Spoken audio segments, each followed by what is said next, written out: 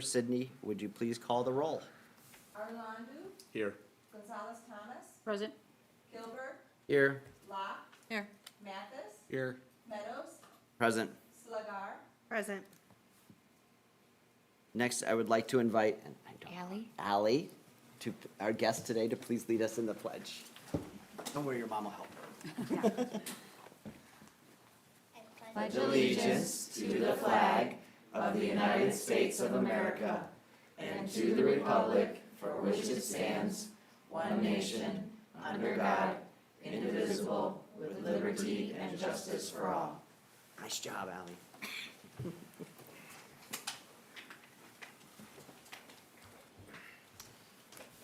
Next is the consent, items to be removed or added from the agenda. Are there any items? Nope, the agenda is correct. Okay. Public comment?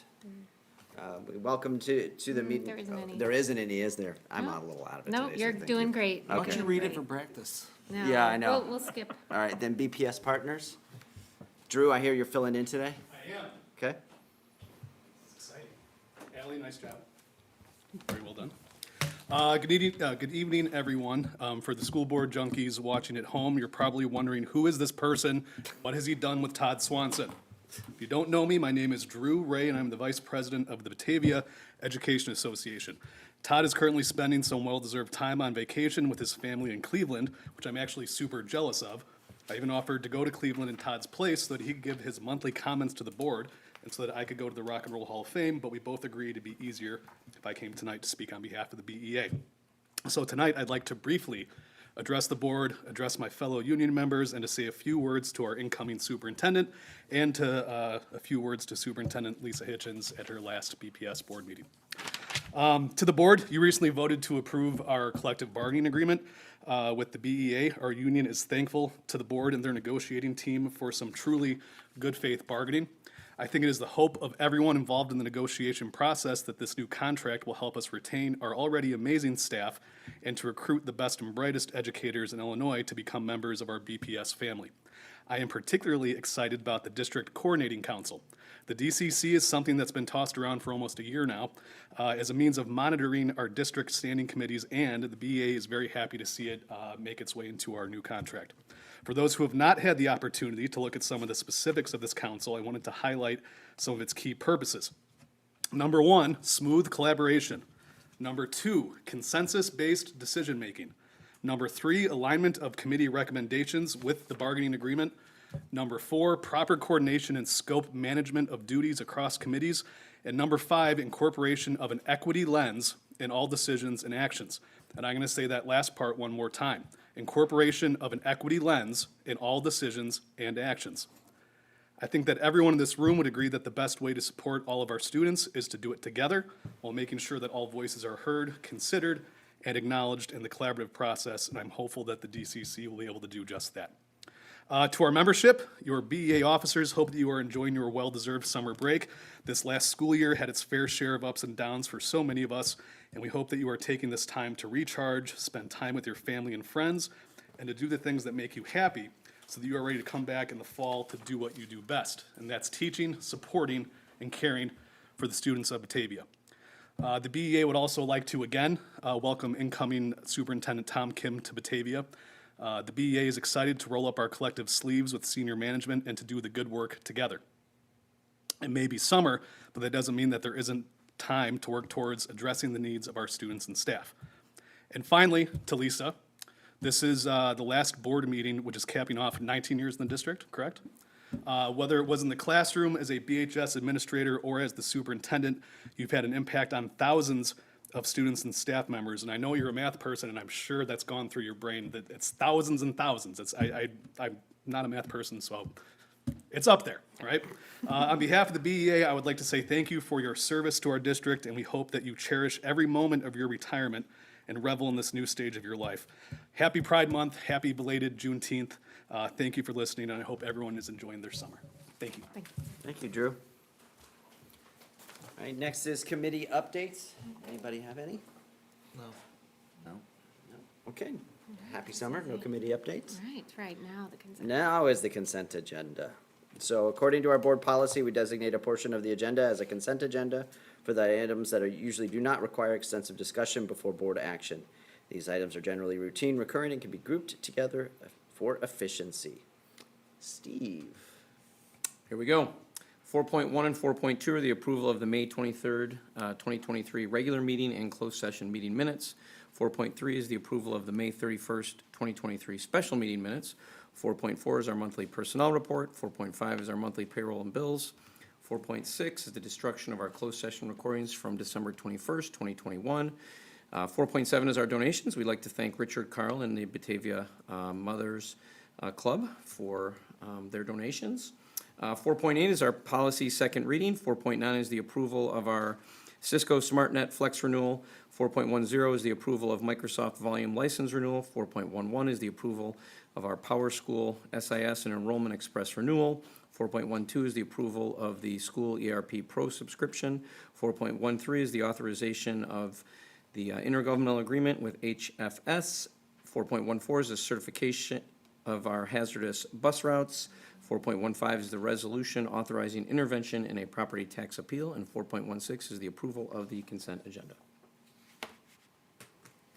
Anyone have any questions? I'll jump in because there were a couple questions about the policy report, and then I know Raquel had a couple questions, so if I don't capture them, please, thank you very much for reading it, first of all.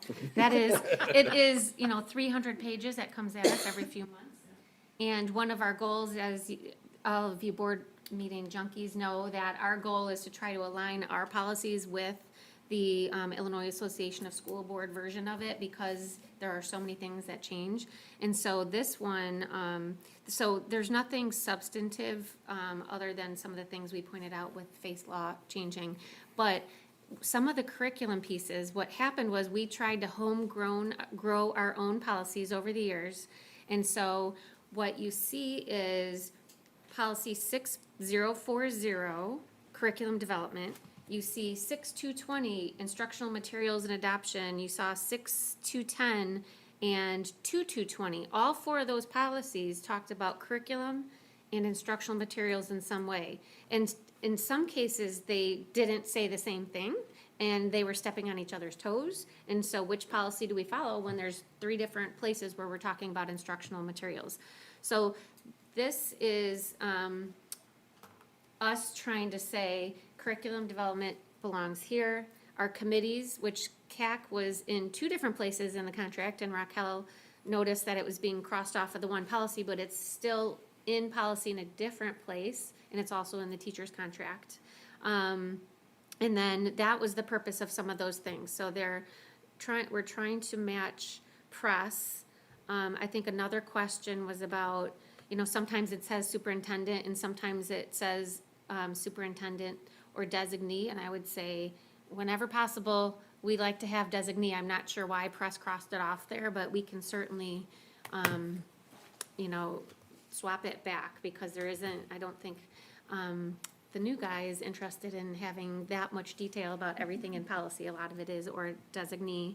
And then, there's also the part about goals and philosophy, and that one is, that's the board's work. And so that is, some of that strategic work you guys are going to do coming up here, and your strategic plan is actually linked in policy. So policy is your law, and so whatever you decide is our new strategic plan actually gets linked into the policy. There's a section for it. So that is upcoming work, and if you want to know what our educational philosophy is now, that's kind of where you go to find that. Like, the strategic plan is what we believe in and where we think we're headed. What other questions did we have about the policy? There's one, but, and it just said about the list of textbooks, which I know that they're doing the curriculum work right now, so then hopefully by August 1st, we'll have a list of what each grade levels, like textbooks, instructional materials are used in the district. Exactly, that was a great point, because like back in the old days, it was when we were just very textbook based, there was a list of textbooks, but now it's curricular materials that are embedded within, there's Drew thinks I'm good at math, but I couldn't even tell you how many Google Docs there are right now with our curriculum, and here's links to the different learning letters and all of the curricular units, and they all have the curriculum resources linked, whether it's a textbook or some other resource. And so they're working on, so we just had our curriculum week, which was very collaborative. I can't remember how many people were there, like 101 people. 101 people worked on our curriculum for a week this summer. And then Brad and his team will spend the rest of the summer trying to organize it and communicate it out, including to the board about, they're trying to curate all the resources in one place for one-stop shopping. Just a quick, you had 101, is that for all grade levels or only? All grade levels, yeah. All grade levels. I mean, another quick question about that is, if there are textbooks or workbooks or actual like physical instructional materials, will they have the publisher, the copyright date, and any, like the editions, out of how many editions, will that have that on there? Typically it does. There's Okay. a list of items that we provide to the board. I think last month we approved The AP one? the AP textbook, and that's kind of the stock list of stuff that we have. Okay. All right. And then the only other question I had is, will any of these changes be able to to allow this actual schools to update their own instructional material? But I understand if we still have to go through CAC and so forth, and then, so. but- So if there are like supplemental resources that like a team or a PLC is working on, they can bring those materials in. And the philosophy behind that is like, teams know what the kids need and it's constantly changing, so they would take it as a supplemental material. And then that would become, over time, hopefully an anchor material that all kids would get exposed to. The harm in having it not go through some kind of process is that if there's a great material, then all kids should get exposure to that. That's equity, so we want to make sure that it's always working its way up towards an anchor material that all kids will be exposed to. So there's responsive materials, so if something happens in the world or the community, teachers can bring in materials to address that in a responsive manner. But those things are like very time bound, right? Something happens, we talk about it, we process with our kids, and then that material isn't brought back every single year. The things that are gonna happen on a more regular basis or that are augmenting our curriculum become supplemental materials. And then hopefully they work their way up, if they're successful with kids, to anchor materials where every kid gets that. And I think that was in also one of the policies Yeah. where it's like, it's brought to the superintendent and presented to the board, like we would like to try this out and so forth. Any other questions, Raquel? No, I think that's it. Good ones, thanks for bringing them up. Anything else from anyone else that came out? Okay. All right, hearing no further questions, I would entertain a motion to approve the consent agenda as presented. So moved. Second. As moved by RJ, seconded by Kilberg. All in favor? Aye. Thank you, motion passes. All right, time for reports. All right, Ms. so Tony. annual or monthly FOIA requests are up there. We're required to show you who asked for, whose FOIAs we answered during the prior month. And treasurer's report, same thing. Every month, we bring those to you. Any questions on either of those before I turn it over to Tony for the preliminary budget? The first of 4 times in a row that you will be talking about the budget. But the first of last times, you will be The- talking. Yes, the final time for me, the first of 4 for this particular budget for you. So every month you'll go back and revisit it. Yeah. So this is the preliminary budget for fiscal year 2024, which starts on July 1st. In terms of the timeline, this is our first look at it. It's still under development and it will continue to undergo revision for the next few months until we adopt it. Next month, in July, you'll see a tentative budget, which we will put on public display in more of an official form. We'll use the state's official budget form that we have to submit to the Kane County Regional Office of Education and to the Illinois State Board of Education. We also use this summary document to accompany it, so it's a little easier for the public to interpret and understand what's going on. Then in August, we'll hold a public hearing, which we're required to do. So members of the public will have an opportunity, and specifically have an opportunity to address the budget itself, and then the board will adopt the budget in September. And of course, then in October, there will be one more action that the board takes, and that would authorize the administration to begin work on the fiscal year 25 budget.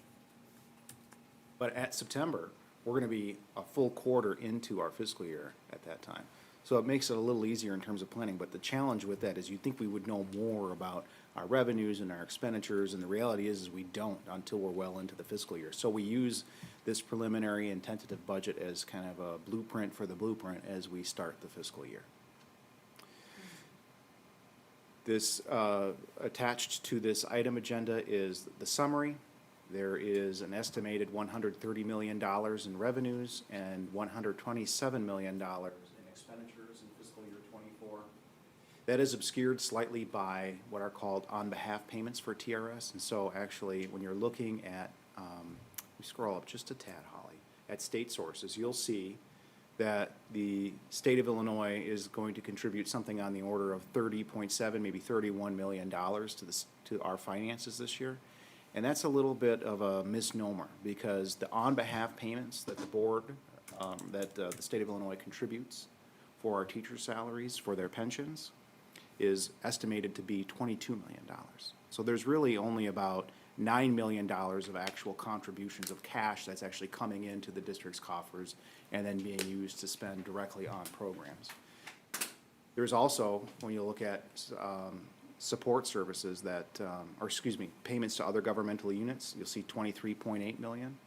That's the 22 million, the other half of that 22 million is in that number, so there's only about $1.8 million in payments to other governmental units. So some of this stuff, we try to represent what the bottom line number is, but sometimes we have to make some adjustments so that all of the numbers foot between all of the reports that we submit, and it can be confusing for folks. What we want you to take away from that document is the vast majority of our expenses comes and are paid for with local property taxes. Local property taxes are very expensive, and they fund the vast majority of what we do in our schools. And it isn't the case elsewhere, but it is certainly the case here. And the citizens of Batavia do make a real and genuine sacrifice when they send in their property tax bills for the students of Batavia. And when you say it's not that way everywhere, do you mean the state of Illinois is different than other states, or? Well, certainly the state of Illinois is different than other states because, as a matter of fact, Illinois ranks toward the bottom of what it contributes as a state toward education. Although we spend more than the vast majority of other states, what comes from the state coffers is relatively little. And across the state, how education is funded varies by the local school district and primarily by the zip code. Those that can afford to pay for it do, and those that can't have to rely almost entirely on the state's revenues, which is limited. We're very fortunate to have what we do have, but it is very much a challenge to make all the ends meet at the end of the day and meet all the students' needs. So if you go to the next page, Holly, we give a summary of the funds. You know, these are 6 funds here are what we call the operating funds, and these are the funds that are transactions out of day to day and month to month. The other funds, which are capital projects and our debt service funds, those are funds that don't see transactions generally in a given month. They're, a couple times a year to pay for either big projects or long-term debt. But the good news here is that we expect the totality of all these funds together to have a surplus. That surplus is $2.9 million. And we're going to spend a little bit more in those non-operating funds, and that brings our overall surplus between all funds together at $2.7 million. Give a little bit of a breakdown on the subsequent pages of where that money is coming from. We'll keep going until we get to the pie chart. And this gives you a breakdown of where money comes from. So that giant blue wedge, that's 68%, is local property taxes. And then those state on-behalf payments are almost 17%.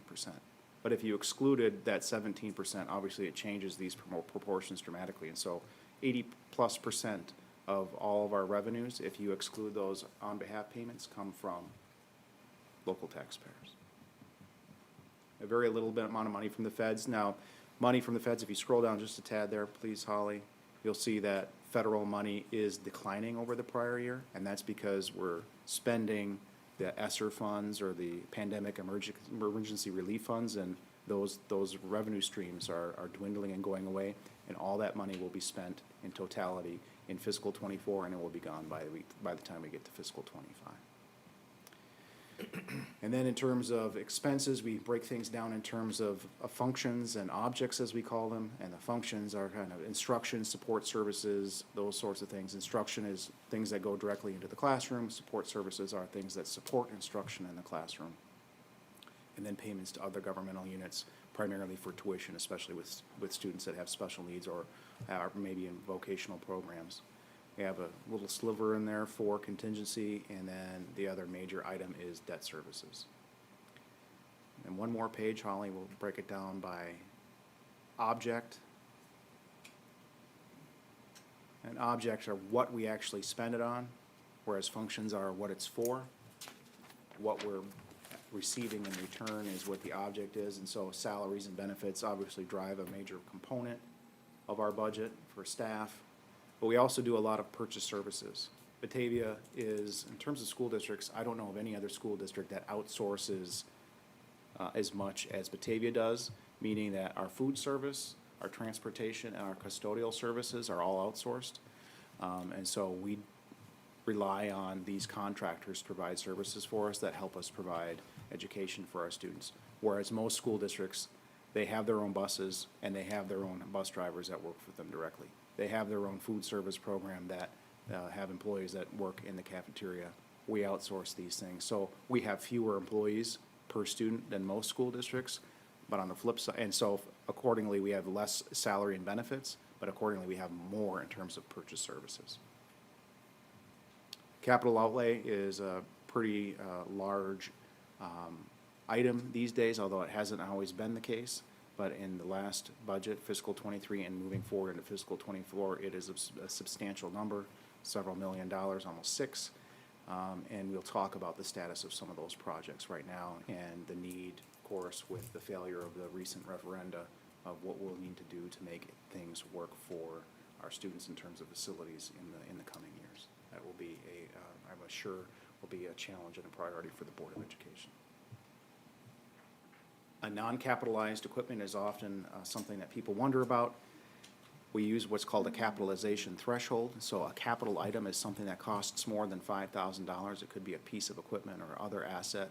Maybe it's something that's affixed to the building, that we would track it in our inventory, our asset inventory, and we have to depreciate that item over time and keep it in our finances. A non-capitalized equipment is an item of equipment that is more than a supply, but less than an asset. It's kind of that in-between region. And so, in particular, Chromebooks or computers are items that are non-capitalized equipment.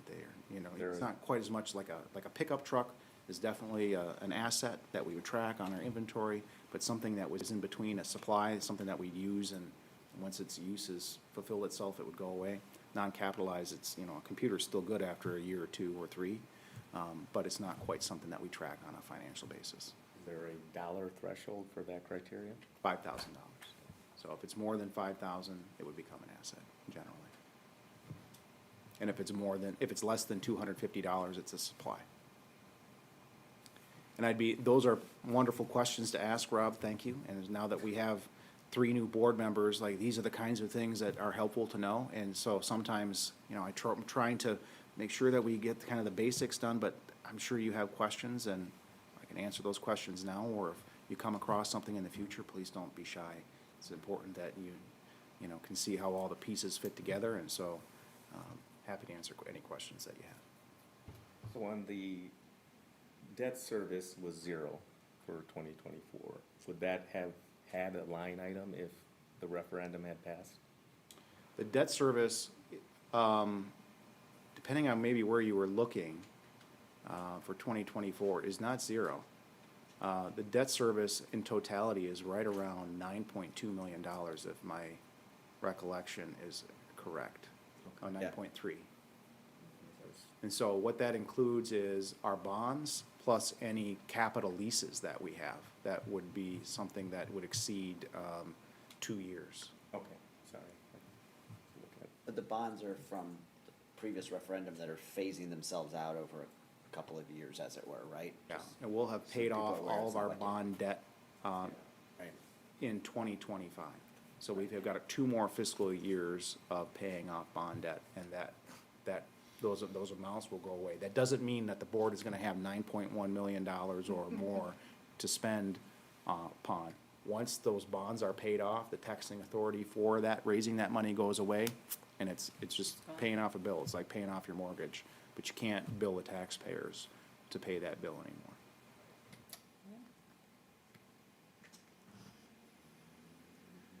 Other questions? Underneath the debt Oh, service? Contingency is for unforeseen expenditures. And so, by the way, the $2.7 million, that surplus, I fully expect that number to dwindle as we sharpen our pencils and get more accurate on salaries and benefits.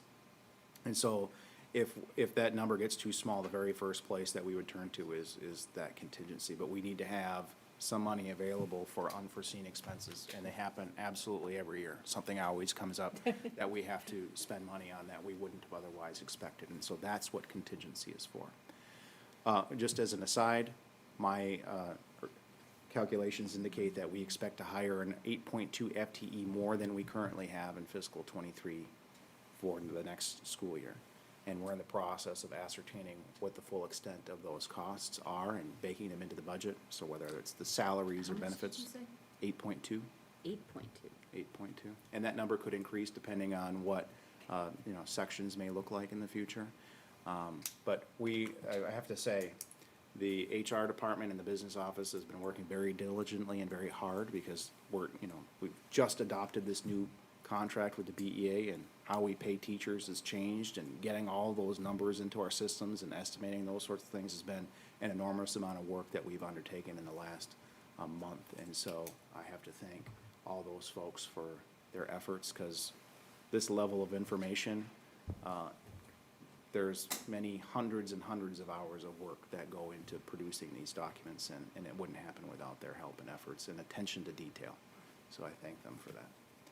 But as I said, we still have some more work to do and some finer points to think through, and I expect that number to be smaller, probably closer to about a little less than $2 million when I bring it to you next. I hope I'm wrong, but I think we'll see. Is there any chance you could remember what the normal percent increase would be for salaries and benefits? 4.2% in the budget now increased. That's a healthy, we knew it when we were working on the contract. I'm just curious. So you're what it looking was. for the trend? I'm just wondering what the trend was, previous years. It's probably somewhere around 3%. Oh, okay. 3 to probably 3.5, off the top of my head, but, I'll look and I'll show you. I will tell you, though, the next time you see this document, there'll be many more pages behind it. We're just not ready to show that yet. And when you see that, one of the pages in there is a trend for all objects and salaries, and you would be able to see that for the prior 5 years. Prior 5. Yeah. There's no need to pull it up for me now. I appreciate that.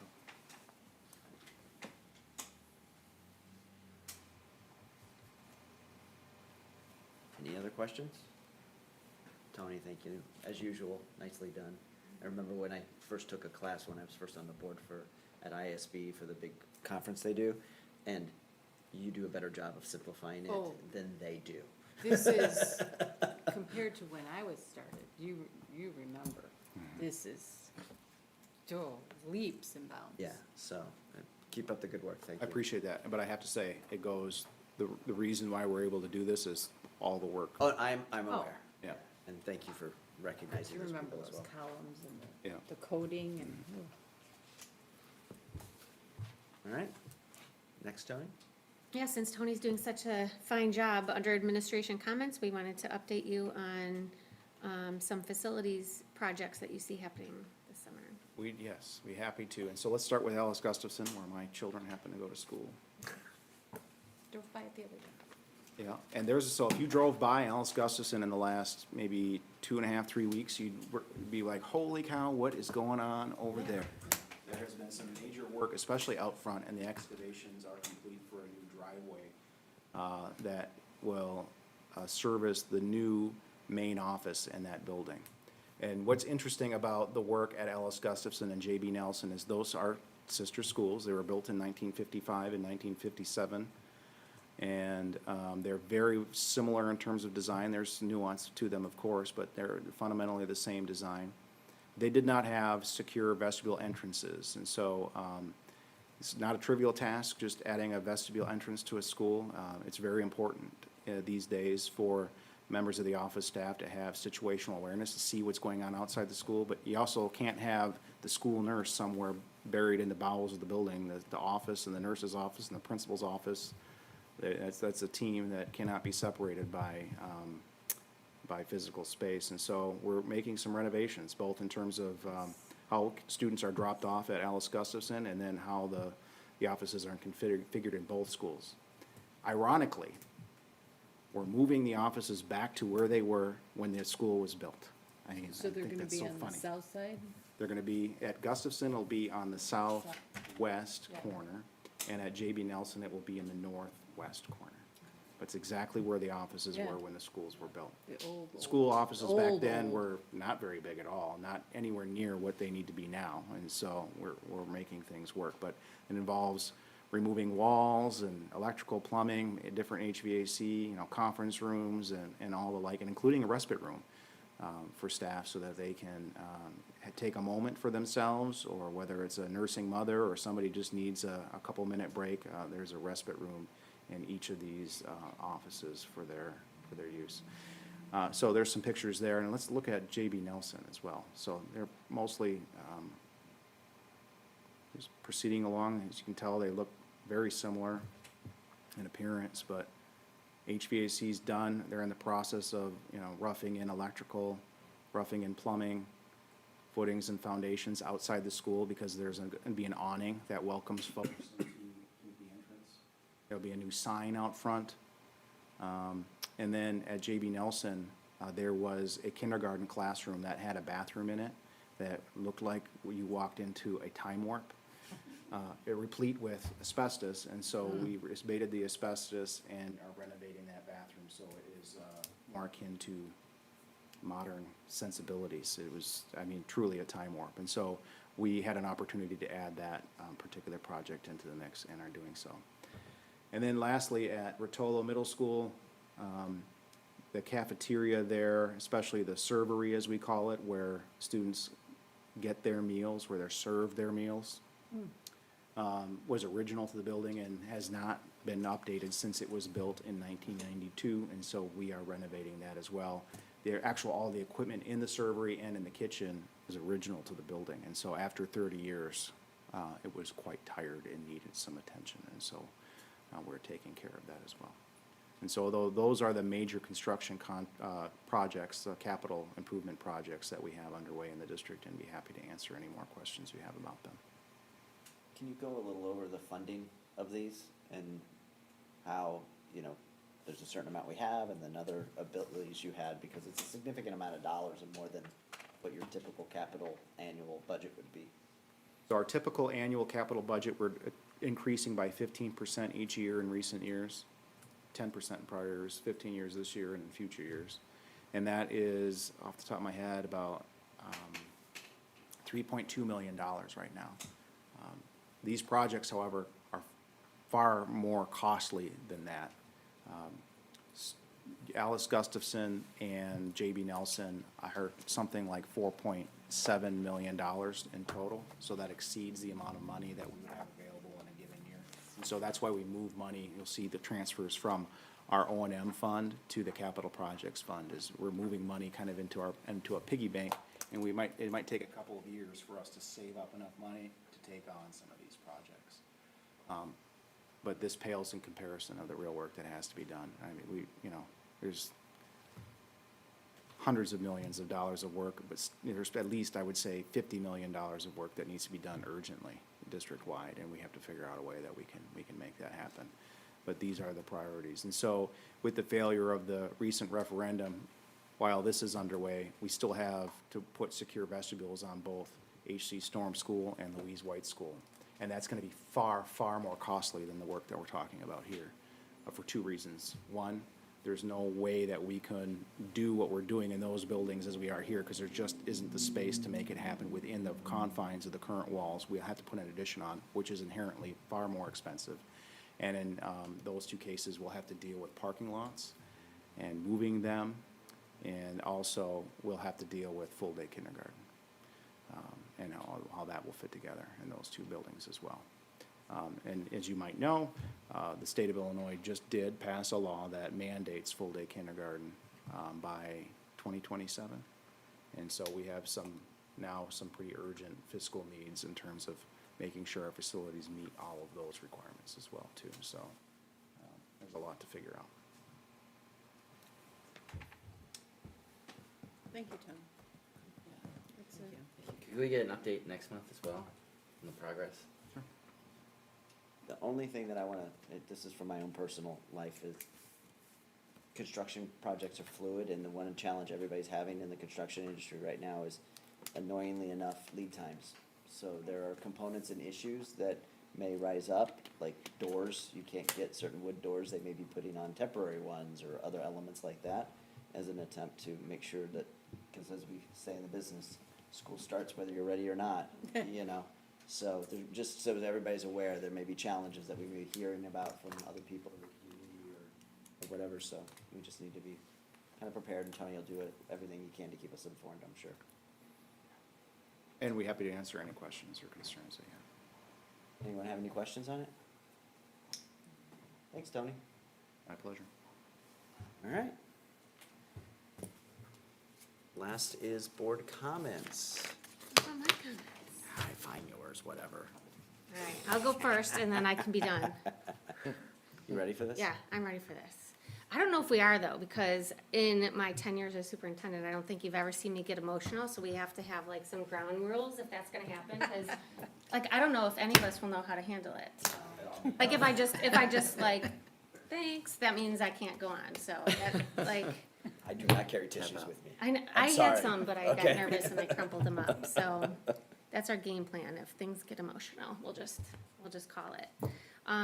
So just, Tony, you mentioned, you were talking about the puzzle pieces, and we all know, I think everybody here knows how much I love puzzles, and the reason I think I love them so much is because they're easy. There's a picture, you know that you're gonna, eventually, if you work hard enough, you're gonna put this puzzle together, and it's going to do what you want it to do. And puzzles are easy. This job is not like a puzzle at all, but I love it just as much. And I think that this job is probably, most people would guess, is a pretty hard job. All of us in this room have a hard job. Board member, everybody here, students, so glad that there's one here tonight. Nobody works harder than anybody else. We all have our own challenges. And so I think the puzzle analogy kind of breaks apart, no pun intended, actually.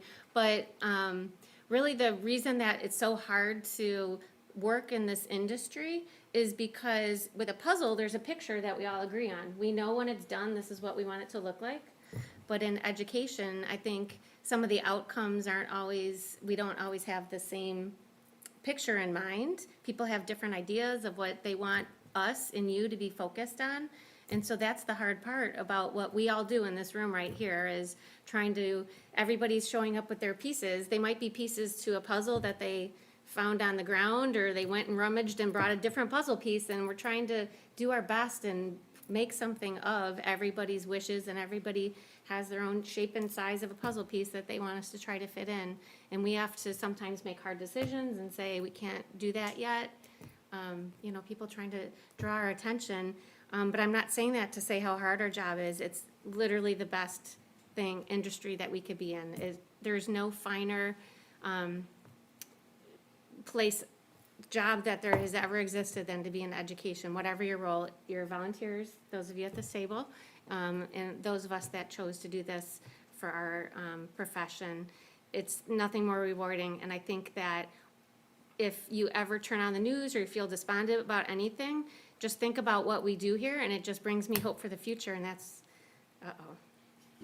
Deep breaths. Okay. You got this. I got it. You got It it. was You close. got it. All right. And that's why, like, it's so easy. I could actually do another 10 years. And it's because I just show up in a classroom and I have hope for the future. And it's so fun and so rewarding. And so if you're not feeling, like, I know I'm feeling different because this is my last board meeting and I only have a couple days left. But if you're not feeling like that, if you're ever thinking like, this is so hard, I don't like my job, I don't know why I'm volunteering and giving all my time, just please go to a concert, go to a play, even if it's not your own kid's play, go to the Flag Day raising. You get out of it what you put into it. So if you need to fill your bucket, just go and look at the good stuff and know that the difficult decisions will be waiting for you, but we all need to take the time. And this school district is the perfect size because on opening day every year for 10 years, even on COVID, that year, I was able to go to every single school on their first day of school, even though the COVID year I had to do it twice at the elementaries because they had the AB. And I was able to fit it in one day, and I just get to, what a gift that is, to be able to be there on the most exciting day when you bring your kid in, and then the next most exciting day, which is the last day of school, I do the same thing. I go in a day or two and visit every school on the last day, and it's been such a gift to just be able to do something that I didn't actually do the work. I didn't do the teaching. I didn't, paint the walls. I didn't construct these buildings, but I just feel a little bit responsible because I'm in this seat, and so are all of us here. And so, it's been, I think I might just have to say thank you. Pulling the ripcord. I think that's it. Yeah, I just, because I'll try to say it, but it's about the, no? Okay, I'll try, one more time. One more time. Okay, I'll try, okay. All right.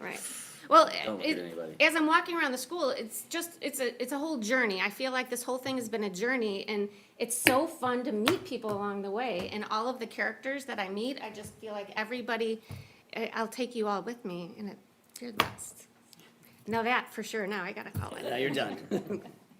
Yeah, and then, yeah, to my family, thank you, and Matt, if you're watching, why? So thank you, I will remember you all fondly, and, nope, you're not, oh, that's for you? I'm like, I don't need a tissue, I'm done, I got through it, so, I just wanna thank you all from the bottom of my heart for everything that you do and for making this the best job that anybody could ever have, so thank you. Nicely done. Thank you. All right, so now for board comments, if anybody feels like they could follow that up. No need. No need. So, we'll start with board comments. Going to, start with you, Raquel, if that's okay? Oh, yeah. Yeah, sure, why not? And then we're gonna hop to Rob and work our way around. I just want to say happy Juneteenth for those that celebrated yesterday. Happy Pride. I was fortunate enough to participate in the Aurora Pride Parade last week, 2 weekends ago. Weather wasn't the greatest, but it was a really good turnout, and I enjoyed it. And then congratulations to Lisa on your retirement, and best of luck in all your future endeavors. Thank you. Rob? First of all, congratulations to Lisa and Matt. Good luck in your retirement and future plans. Wish you guys the best. And then I only want to make one quick comment about the importance of facilities. And as we started a lot of the camps and stuff for the summer here in the community, it's just so nice to see you got all levels of students, the older students helping the younger students in various activities, various camps throughout the district here. So it just reminds me that you got to have good facilities to do that. Mm-hmm. And that brings the community together, and we have to have it. So hope we can come to an agreement here in the near future. But that's it. Yeah, I agree. My daughter's doing a camp, and she just loves the high school kids that are helping her out. And the music program continues to impress me. I was looking for someone to help, just keep her a little fresh with violin. And 2 kids right in my neighborhood were like, yeah, I'll do it. So I didn't even have to go far to find someone to volunteer to sit with her for a half hour. And, so yeah, summer's been good. I hope everyone's enjoying it. I hope all the faculty are enjoying their break. I know they don't wanna, it's not like you aren't doing anything, you're not busy, so we appreciate all your time. And then, Lisa, congratulations to you. I think you're a really big piece of the puzzle. You're like a corner, you know? Those are my favorite, yeah. So Nice tie-in, RJ. you know, that corner just holds in so much, right? So, you've impacted thousands of lives positively, so congratulations on that. Me personally, you helped me with deciding on my journey here to first be on the team that was reviewing the schools for the referendum, and then to ultimately come here, which has been very fulfilling. So, thank you very much for everything.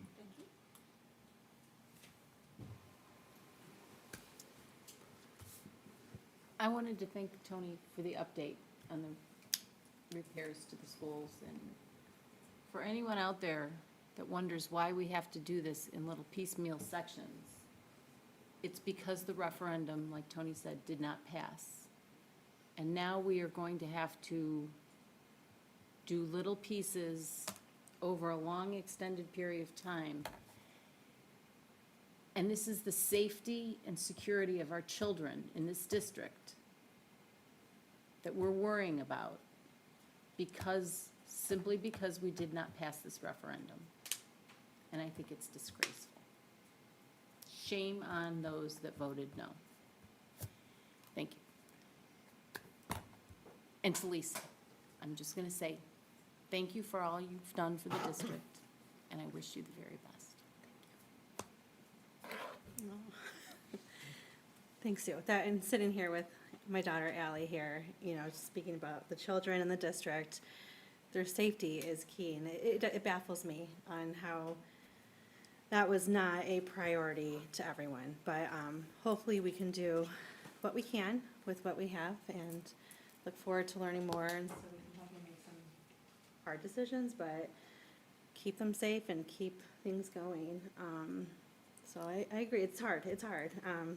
And to you, Lisa, we haven't worked together very long, but in the time that we have, you really have shown just your passion and your willingness just to jump in and help whenever. I mean, anytime I talk to you, you're, yes, I have time, let me help answer any questions. I wish you the best, and you are the corner piece, like RJ said. I mean, it's, the puzzle will keep going, but. Yes, it will. Yeah. And just a couple other acknowledgements for Pride Month. I've really enjoyed, I don't know if I have the committee right, but it's the BHS Pride Alliance, maybe? Yeah. Love their social media and everything, all the information and all the things out there. They do such a great job. Same thing with Juneteenth. Yesterday, I think it's the Black Student Union? Yeah. Their videos were so impressive, so informative. And I'm so proud of these students for really using their voices. It's not easy to always put yourself front and center and just speak up, especially with such complex times that we're in and everything. So I just want to say to them, I just acknowledge the great work that they've done educating our community as our students. So, yeah, but again, good luck. Thanks. And happy retirement to you. Thank you. You saved the most long-winded for last, I guess. You said tonight. 45 seconds. That's probably Not for your fast. portion here. So I just want to start by saying thank you to everyone's here, Ally, and our guests tonight who are at the meeting, and everybody who reaches out to the board via email or mail, or even just on the street stopping us. We always appreciate the feedback, and it is essential for the work that we do, so thank you for everyone who's participating. I also would like to acknowledge the BPS families and everyone in our community who has recently been tragically impacted by some of the recent car accidents involving pedestrians and bicyclists, especially along Route 31 right behind us here. I know everyone in the community is doing what they can to make our community a safer place, but I would just say that we acknowledge the pain of those impacted, and I would just ask everyone to slow down, be mindful, be safe and just look out for one another, especially in the summer with kids crossing. It's pretty dangerous right now, so. And then I would like to thank the team for putting the report together, and Tony, all the work you do putting the budget together. Everybody who puts these monthly updates together, it is a lot of work, and we appreciate that. And then finally, for Lisa, I would like to just address you as a citizen, as a parent of 3 BPS students, and as a school board member. I am honored to express my gratitude and thanks to you. You're an extraordinary individual. You've served our community for 22 years, 3 as a math teacher at the high school, and 19 years as an administrator, including time as dean of students, assistant principal of learning, and principal at the high school. And you've served as superintendent since 2013 and 14, that school year. And your accomplishments as a teacher and administrator are many, and you've been impacted many. You know, I look at Tony, I think of somebody who's been impacted you as not only a student, but now as a parent of students. And I guess I both aged you a little bit there, but that has to be rewarding to see that transition. You know, and this is the part where you might not like this, Lisa, but you really do exemplify the true essence of servant leadership. You are intelligent, you are strategic, you are courageous, you're collaborative, and you are strong. And you're also compassionate, kind, curious, and tireless. And without a doubt, you're the most humble person I've ever worked with. So I can say without reservation to the community that Lisa has given her absolute best every day in service to the students and people of this district. And so I also would like to recognize in that regard her husband, Matt, for his unwavering support of Lisa and her work, and their children, Owen and Emma, who are examples of their parents' commitment to making a difference in the lives of others. And I would like to wrap up here by quoting past board president Kathy Dremel, who basically worked with Lisa for her entire career as a superintendent. And I quote, "Dr. Hitchens has a genuine passion for student success and has been a tireless advocate for the teachers and staff of Batavia Public Schools. Lisa has been results-driven, and her dedication to providing outstanding education to the children within BPS 101 and preparing them for college and careers beyond our walls is unparalleled. Her positive impact will be felt for generations."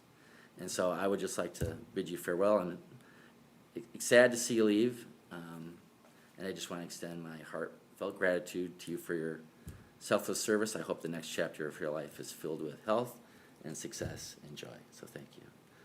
And with that, we would like to make a presentation on behalf of the board to you, Lisa. Cindy has something. You didn't zip up all the boxes yet. They're not completely packed.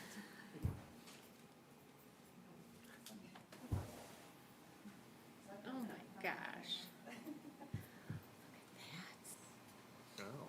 Gosh, look at how gorgeous that is. Oh my gosh.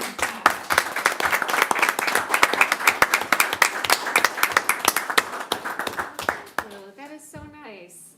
And it's funny because people keep asking me like literally every hour or every minute, what are you feeling? What emotion are you feeling? You're happy or sad, whatever. My emotion is just gratitude, and that's all I feel is gratitude for all of you and everything. So I appreciate one more thing to be grateful for. This is beautiful. Thank you. Just a place for it. And I will wrap up by learning from my predecessor to say I can't say anything better than anyone else other than thank you. I'll take a page out of Sue's book. There's too much to say. Right. Than I could say in a few minutes. So thank you very much. You will be missed, but we are excited for your future, so thank you. Thank you. All right. And if there's unless there's anything else, I would entertain a motion to adjourn. So moved. Second. Who said Lock so and moved? Kilberg. Okay, Lock and Kilberg. All in favor, say aye. Aye. Aye. Thank you and congratulations. Thank you. Party time.